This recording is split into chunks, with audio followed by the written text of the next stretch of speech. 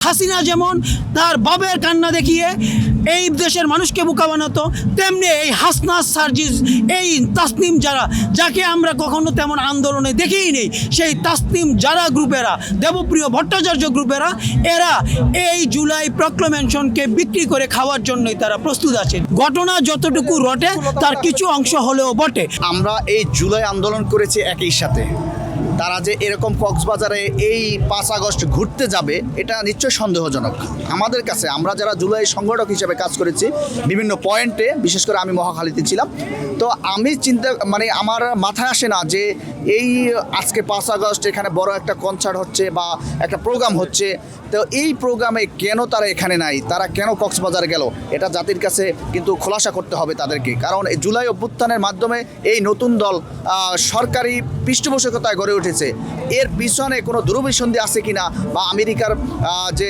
আগের অ্যাম্বাসেডর ছিল Peter hertz, তার সাথে দেখা করতে গেছেন কিনা, সেই ধরনের যদি গুজব এবং জনগণ এটা যদি প্রমাণ করতে পারে বা দেখতে পারে, যে তাহলে কিন্তু হতাশ হবে এই সব নেতৃত্বের কাছে বাংলাদেশ।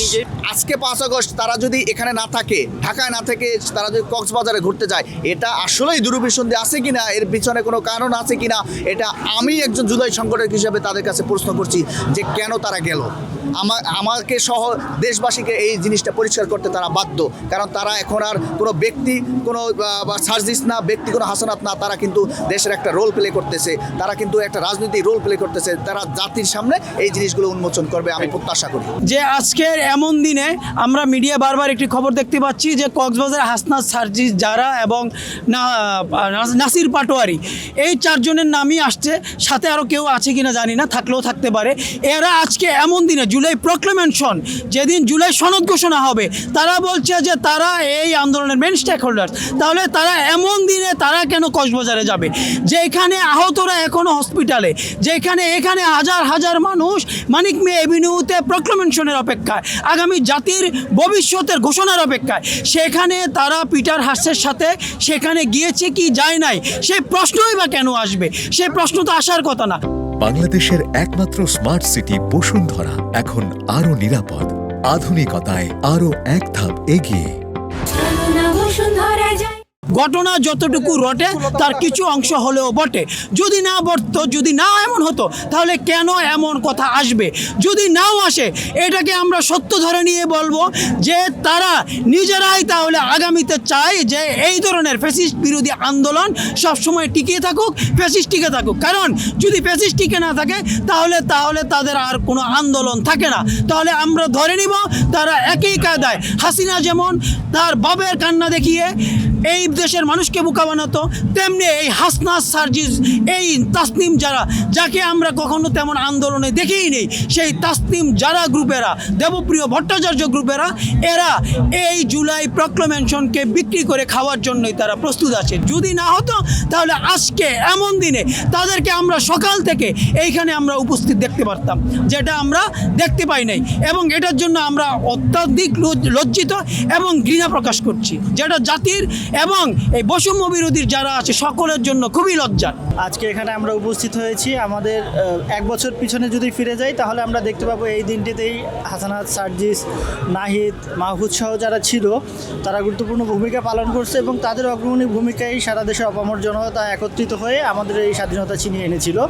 কিন্তু আজকে আমরা পত্রিকার মাধ্যমে জানতে পেরেছি যে কক্সবাজারে একটা বৈঠক হচ্ছে পিটার হার্সের সাথে, অথবা অন্য পত্রিকার মাধ্যমেও দেখেছি যে তারা এসেছে, যে তারা হয়তো ওখানে ঘুরতে গেছে। বাট আজকে জুলাই ঘোষণা, জুলাই পাঠের একটা দিবস, এরকমের একটা গুরুত্বপূর্ণ মোমেন্টে 1 বছর স্বাধীনতার পূর্তি উপলক্ষে তাদের ওইখানে অবস্থান করা একজন সাধারণ নাগরিক হিসেবে এটা আমার কাছে কোনোভাবেই কাম্য নয়। আমরা তাদের কাছ থেকে আরও পরিশীলিত, আরও সুন্দর এবং আরও গঠনমূলক রাজনীতিটা আশা করি। তারা তরুণ, তারা যদি এখন আদর্শ রাজনীতি উপহার দিতে না পারে, ভবিষ্যৎটা কিন্তু আমাদের এরকমেরই হবে, যেভাবে চলছে এভাবে চলতে থাকবে। বাংলাদেশে যেহেতু আন্তর্জাতিক সম্পর্কের বিষয়ে গুরুত্বপূর্ণ আছে, তো সেই হিসাবে তারা গেছে, যাক সমস্যা নেই, কিন্তু তাদের ভার্চুয়ালভাবে হলেও এখানে অ্যাটেন্ড করা উচিত আমি মনে করি, কারণ তারা এই জুলাই গণঅভ্যুত্থানের প্রধান একটা শক্তি ছিল তারা। এখন ঘুরতে যাওয়া যদি বলে তাহলে আমি বলবো যে না, ঘুরতে যাওয়া ঠিক হয়নি। আর যদি বলে যে রাষ্ট্রদূতের সাথে বৈঠকে গেছে, তাহলে বলবো যে সেটা যেতে পারে, কারণ বাংলাদেশের সাথে আন্তর্জাতিক সম্পর্ক বা অন্যান্য দেশের সম্পর্কের বিষয়ে অনেক গুরুত্ব দরকার আছে এই সময়। বৈশ্বিক উষ্ণায়নের বা বৈশ্বিক অর্থনীতির দিকে অনেক গুরুত্বপূর্ণ দরকার আছে, কিন্তু তাদের ভার্চুয়ালভাবে হলেও অ্যাটেন্ড করা উচিত। আসলে ঘুরতে গেছে কিনা বা অন্য কোনো উদ্দেশ্য আছে কিনা এটা জানা নাই। তো যদি এটা হয়ে থাকে তাহলে আমার মনে হয় যে এখানে থাকলে ভালো হতো। আর আজকে একটা বিশেষ দিন, সবাই এখানে আসছে উৎসব করার জন্য, তারা এখানে আসলে জিনিসটা ভালো হতো। এটা যদি সত্য হয়ে থাকে তাহলে অবশ্যই এটা দুঃখজনক, কারণ আমরা আশা করতেই পারি তাদেরকে আমরা আন্দোলন সম্মুখসারিতে দেখছি আমরা, তো এখানে আমরা ওদেরকে আশা করতেই পারি। আবার আজকে তো শুনলাম যে বিভিন্ন রাজনৈতিক দল থেকে তাদের প্রতিনিধি আসার কথা ছিল, তো হয়তো এনসিপি থেকেও কাউকে পাঠাইছে বা ওনাদের প্রতিনিধি হিসেবে কেউ আসতে পারে। আজকের এই আন্দোলন নাহিদ সার্জেট তাদের একার না, আমাদের সবার তারা যেখানেই থাকুক তারাও উপভোগ করছে এবং তাদের সবাই উপভোগ করছে। যেমন আমি করছি, সবাই ঘর থেকে যারা আসতে পারে না এই বৃষ্টিতে তারাও করছে, আমি রাস্তায় এসে করছি। সবার জন্য শুভকামনা রইল 36 জুলাই।